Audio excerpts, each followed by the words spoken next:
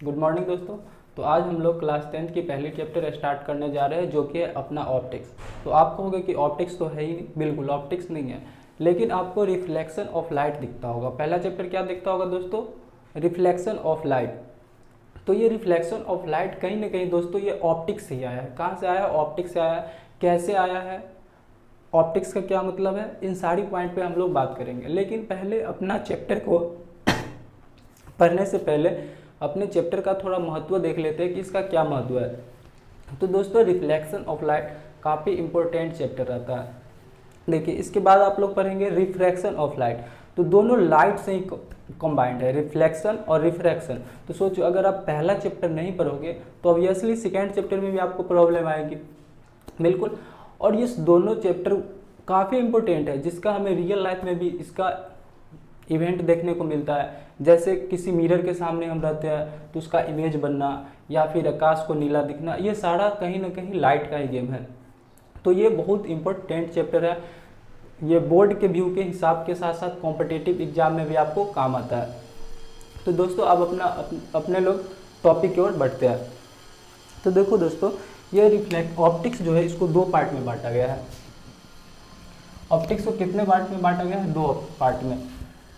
पहला नेचर के बेसिस पे, नेचर के बेसिस पे, नेचर ऑफ लाइट। दूसरा है रे ऑप्टिक्स, रे ऑप्टिक्स। इसमें इसका फिजिकल एक्टिविटी के हिसाब से बांटा गया है। ये फिजिकल एक्टिविटी की लाइट कहीं पे अपना क्या इफेक्ट दिखलाता है, इवन इसमें भी देखेंगे वही, लेकिन इसमें ओवरऑल की बात करते हैं कि लाइट कहीं से टकराने के बाद क्या क्या प्रोसेस करेगा, क्या नहीं होगा। अगर कहीं से मतलब ये किसी एक मीडियम से दूसरे मीडियम में ट्रेवल कर रहा है तो क्या होगा, ये सारा चीज़ इसमें देखेंगे। फिर इस नेचर ऑफ लाइट को दो पार्ट में बांट करके हम लोग स्टडी करते हैं। पहला है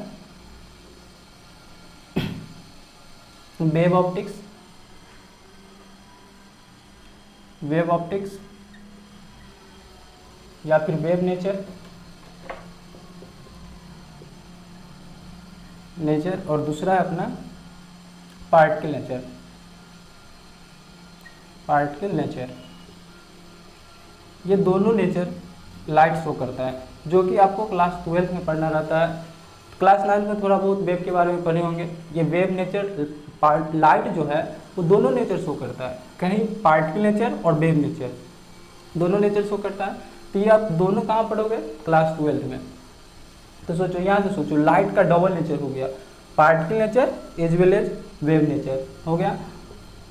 और रे ऑप्टिक्स, रे ऑप्टिक्स में क्या पढ़ना है? तो यहीं पे अपना चैप्टर आएगा, reflection of light, reflection of light. दूसरा है refraction of light, refraction of light.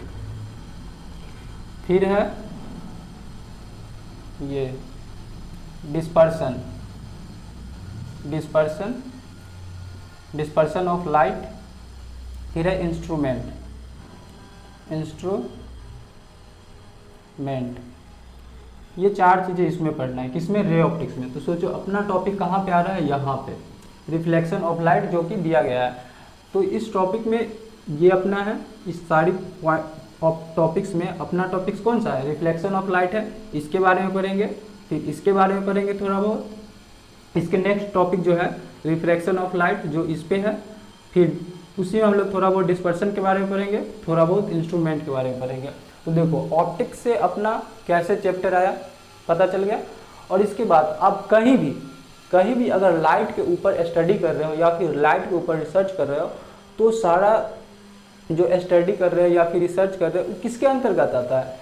तो ऑप्टिक्स के अंतर्गत। अगर लाइट के ऊपर आप कहीं भी वर्क कर रहे हैं तो कहाँ पे जाता है? ऑप्टिक्स के अंतर्गत। और फिर ऑप्टिक्स को हम लोग क्या, एक कंबाइंड फॉर्म, यानी कि लाइट को कंबाइंड फॉर्म में हम लोग क्या बोलते हैं? लाइट के स्टडी को ऑप्टिक्स बोलते हैं। और फिर उसको हम पार्ट बाय पार्ट डिवाइड करके पढ़ते हैं।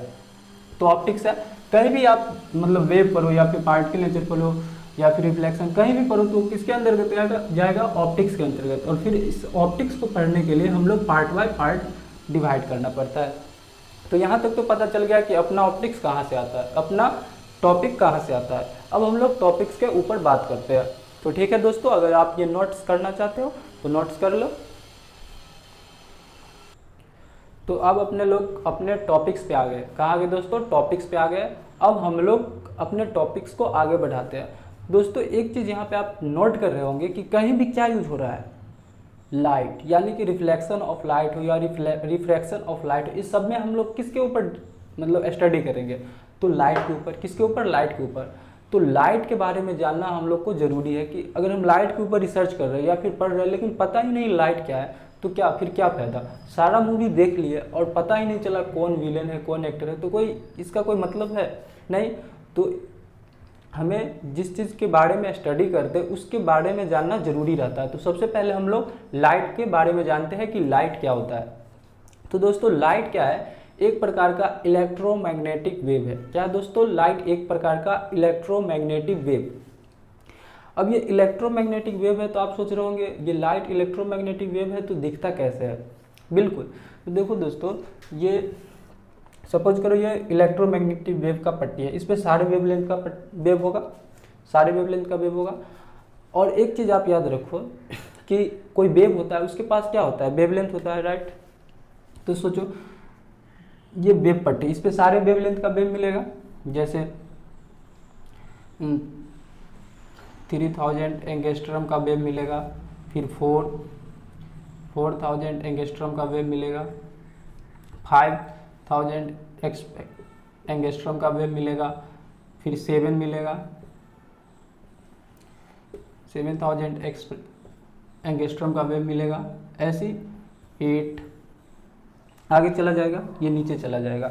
ये वेव का क्या होता है? वेवलेंथ होता है। ये प्रॉपर्टीज होता है, किसी भी वेव के पास वेवलेंथ होता है और फ्रीक्वेंसी भी होता है। तो खैर उतना डीपली हम लोग को नहीं जानना है, अभी अपने लोग को काम से काम मतलब है। अभी हम लोग को लाइट के बारे में जानना है कि लाइट क्या होता है। तो देखो ये क्या है? लाइट क्या मैंने बोला? लाइट एक प्रकार का इलेक्ट्रोमैग्नेटिक वेव होता है। तो वेव होता है तो कोई भी चीज़ को लाइट बोल देंगे? कोई भी वेव को लाइट बोल देंगे? बिल्कुल नहीं, सभी वेव को हम लोग लाइट नहीं बोलते हैं, उसमें से कुछ पार्ट को ही हम लोग लाइट बोलते हैं। तो देखो लाइट उस वेव को हम लोग बोले जिसका वेवलेंथ मानव के द्वारा डिटेक्ट किया जा सके। तो देखा गया कि 4000 एंगस्ट्रम से 7000 के बीच वाले एंगस्ट्रम को मानव द्वारा डिटेक्टेड किया गया, मतलब मानव इसको डिटेक्ट कर सकता है। तो इस वेवलेंथ वाले वेव को, किस वेवलेंथ वाले वेव को? ये 4 से 7000 एंगस्ट्रॉम वाले वेवलेंथ को क्या बोल दिया गया? लाइट। इसको क्या बोल दिया गया? लाइट। फिर इससे नीचे 3000 एंगस्ट्रॉम से कम वाले वेव को क्या बोल दिया गया? तो उसको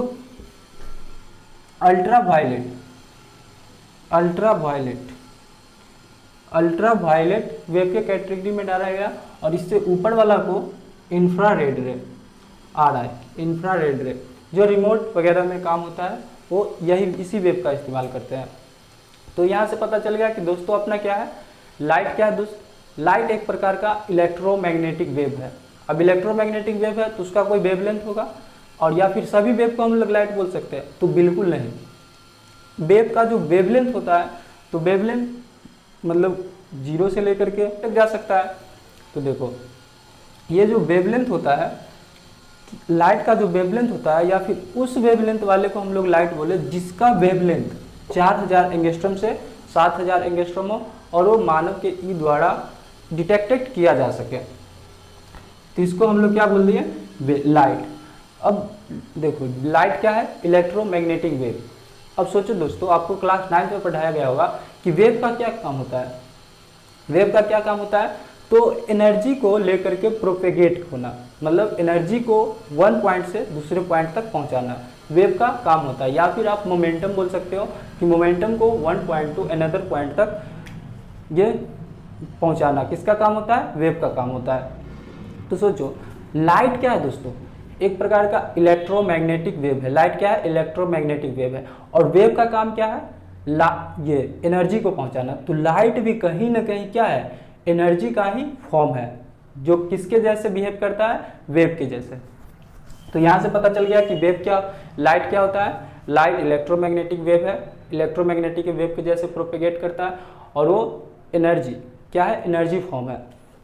तो यहाँ से मैंने लाइट के बारे में कुछ समझाया और लाइट के प्रॉपर्टीज के बारे में कुछ नेक्स्ट स्लाइड में लिखते हैं। तो ठीक है दोस्तों, अगर ये लाइट समझ में आ गई होगी तो अच्छी बात है। अगर कहीं भी आपको प्रॉब्लम लगे तो आप कमेंट सेक्शन में आप पूछ सकते हो।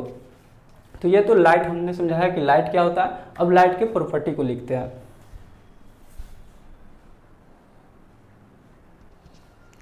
तो दोस्तों अब हम लोग लाइट के प्रॉपर्टी के ऊपर बात कर लेते हैं थोड़ा कि लाइट का प्रॉपर्टीज क्या है। तो दोस्तों मैंने आपको लाइट के बारे में फील देने की कोशिश किया कि लाइट क्या होता है। उम्मीद है कि आपको समझ में आया होगा। लाइट क्या होता है दोस्तों, एक प्रकार का इलेक्ट्रोमैग्नेटिक वेव होता है जिसका वेवलेंथ, देखो लाइट क्या होता है, एक प्रकार का इलेक्ट्रोमैग्नेटिक वेव होता है और वेव होता है। तो क्या सभी वेव को हम लोग लाइट बोल सकते हैं? तो बिल्कुल नहीं। लाइट किसको बोलेंगे?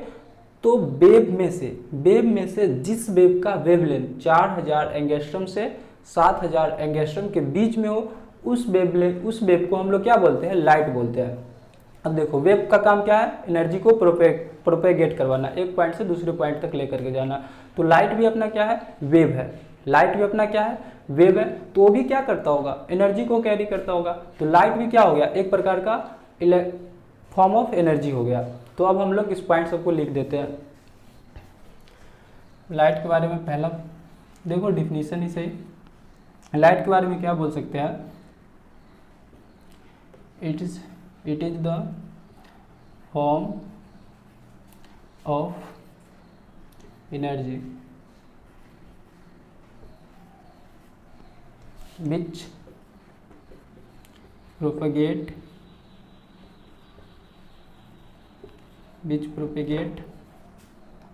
as electromagnetic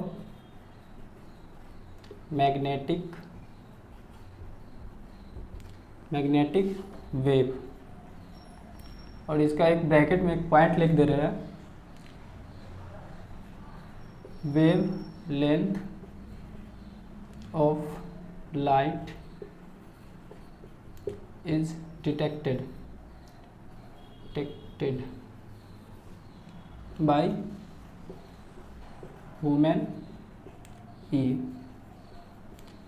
अब देखो लाइट के बारे में मैंने क्या लिख दिया? It is the form of energy. ये एक प्रकार का एनर्जी का फॉर्म होता है जो कि मैंने आपको समझाया, जो इलेक्ट्रोमैग्नेटिक वेव के जैसे प्रोपेगेट करता है, एक जगह से दूसरे जगह जाता है और जिसका वेवलेंथ मानव के द्वारा डिटेक्ट किया जाता है। ये तो मैं थोड़ा लाइट को फील देने के बारे में कोशिश किया। अब अपने लोग थोड़ा क्लास 10th के हिसाब से बात करते हैं। किसके हिसाब से? क्लास 10th के हिसाब से। तो क्लास 10th में आपको इसी पॉइंट को लिख दिया गया होगा, लाइट इज द फैक्टर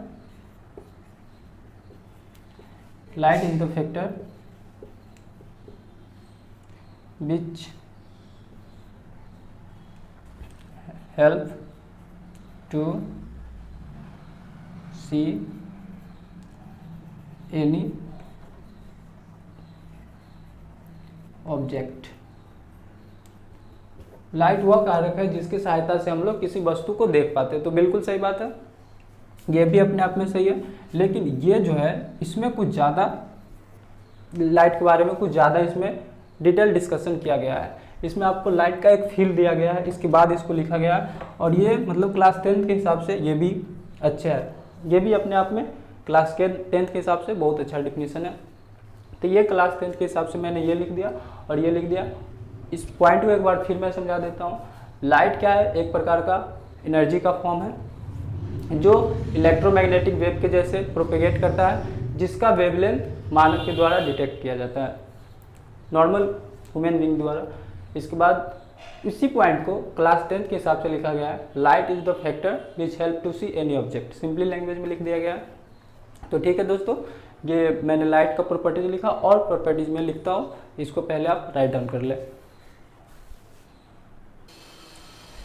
अब दोस्तों मैंने दूसरा पॉइंट क्या लिखा था, उस पॉइंट दूसरा पॉइंट को हम लोग लेकर के आगे बढ़ते हैं, क्योंकि पहला पॉइंट में हम लोग को लाइट का फील लेना था जो कि हम लोगों ने लेने का ट्राई किया। अब दूसरा पॉइंट को लेकर के हम लोग क्लास 10th के बेसिस पे आगे निकल रहा है। दूसरा पॉइंट क्या था दोस्तों कि लाइट वो फैक्टर है जिसकी सहायता से हम लोग किसी ऑब्जेक्ट को देख पाते हैं। बिल्कुल सही बात। अब इस पॉइंट का भी थोड़ा फील लिया जाए। जैसे देखो ये सनलाइट है, ये सन है, यहाँ से लाइट चारों साइड में निकलेगी। अब सोचो यहाँ पे रामू काका है, यहाँ पे कौन है, रामू काका काम का यहाँ पे है। अब देखो यहाँ पे बुक रखा हुआ है, बुक रखा हुआ है, तो क्या ये बुक ऑटोमेटिक दिख जाएगा रामू काका को? अगर लाइट नहीं आ रही कहीं से तो नहीं दिखेगा। कैसे दिखेगा? तो देखो वो सारा चीज़ हम लोग देखेंगे कि कैसे कोई चीज़ हमें दिखता है, लेकिन यहाँ पे थोड़ा जो पॉइंट लिखा है तो थोड़ा बहुत देख लेते हैं। सन से लाइट निकला, लाइट निकला, बुक पे टकराया, बुक पे टकराने के बाद रामू काका के ई तक पहुँचा, तब जा करके लाइट क्या हुआ, दिखा, ये बुक दिखा। ऐसे नहीं जा सकता है, टकराने के बाद ऐसे नहीं जा सकता है, इसका भी लॉ होता है। बस ऐसे ही यहाँ पे मैंने बता दिया है कि लाइट का क्या महत्व है बुक देखने के लिए। जैसे कहीं पे कोई है, कहीं पे कोई है, थोड़ा अच्छा सा इमोजी बनाया जाए, जैसे यहाँ पे रामू काका का दोस्त है या भैया है, यहाँ पे कुछ रखा हुआ है, यहाँ पे मैंगो रखा हुआ है। अब देखो कहीं से लाइट आया, इस पे फॉल हुआ, इस पे फॉल होने के बाद रिफ्लेक्ट करके कहाँ पहुँचा, रामू काका के तक, तब दिखेगा कि ओह वहाँ पे अंडा रखल है। तो दिखा, कैसे पता चला कोई ऑब्जेक्ट लाइट की हेल्प से कैसे दिखता है? देखो सनलाइट से लाइट आती है या फिर सनलाइट से नहीं, कहीं से भी लाइट आ रही है, उस ऑब्जेक्ट पे फॉल करेगी, ऑब्जेक्ट पे फॉल करने के बाद रिफ्लेक्शन होने के बाद हमारे ई तक पहुँचेगी, तब जा करके हम उस ऑब्जेक्ट को देख पाते हैं। तो लाइट का पूरा योगदान है हम लोग को कोई भी ऑब्जेक्ट को देखने के लिए। तो इस पॉइंट का ये फील हुआ थोड़ा। अब हम लोग और नेक्स्ट प्रॉपर्टीज की तरफ बढ़ते हैं।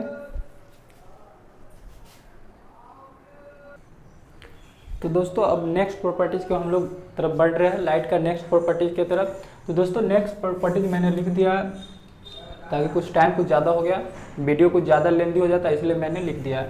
क्या है? Wavelength of light. Wavelength of light 4000 angstrom to 7000 angstrom होता है। वेवलेंथ किसको बोलते हैं?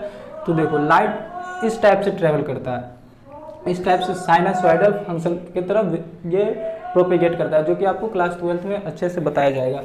तो वेवलेंथ किसको बोलते हैं? जो कि आपको क्लास 9th में बताया होगा। टू कंजिक्यूटिव क्रिस्ट या फिर ट्रफ के बीच की दूरी को हम लोग क्या बोलते हैं? वेवलेंथ बोलते हैं। एक वेवलेंथ, फिर ऐसा होता है दो वेवलेंथ, फिर ऐसे ऐसे डॉट एन तक गया था। अब देखो लाइट डबल नेचर शो करता है, particle nature as well as wave nature, जो कि हम लोग स्टार्टिंग में ही बात किया था कि लाइट डबल नेचर शो करता है। पार्टिकल नेचर जो हम लोग 12th में पढ़ेंगे, इस पर एक सेपरेट टॉपिक ही है सेपरेट। फिर वेव नेचर, ये भी 12th का है, इस पर भी एक सेपरेट टॉपिक है। फिर स्पीड ऑफ लाइट मैंने लिख दिया इन वैक्यूम और एयर। वैक्यूम जहाँ पे कुछ नहीं हो, मतलब वैक्यूम मतलब निर्वात, जहाँ पे कुछ नहीं हो, एयर भी ना हो, उस एयर डस्ट कुछ भी ना हो, उसको हम लोग क्या बोलते हैं? वैक्यूम।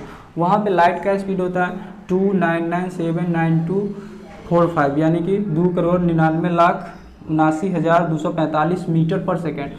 उसको एप्रेक्स हम लोग 3 × 10⁸ मीटर पर सेकेंड बोल सकते हैं, और उसको किलोमीटर में कन्वर्ट किए तो 3 लाख किलोमीटर पर सेकेंड। सोचो कितना फास्ट चलता है, 3 लाख किलोमीटर, 3 लाख किलोमीटर एक सेकेंड में ट्रेवल करता है, कितना फास्ट चलता है। तो ठीक है दोस्तों, आज मैंने लाइट और लाइट का प्रॉपर्टीज़ के बारे में बताया कि लाइट क्या होता है, लाइट का क्या क्या विशेषता है, वो सारी चीज़ें मैंने आपको बता दिया। अब हम लोग नेक्स्ट क्लास में रिफ्लेक्शन, अपना जो रिफ्लेक्शन है उसके ऊपर काम करेंगे। तो उम्मीद है दोस्तों कि आपको लेक्चर अच्छी लग रही होगी। अगर वीडियो आपको समझ में आ रही होगी, लग रहा होगा कि नहीं हमें यहाँ से कुछ यूज़फुल है, यहाँ से हमें कुछ मिल रहे हैं, तो दोस्तों चैनल को सब्सक्राइब कर दीजिए और लाइक कमेंट शेयर करना मत भूलिएगा। तो ठीक है दोस्तों।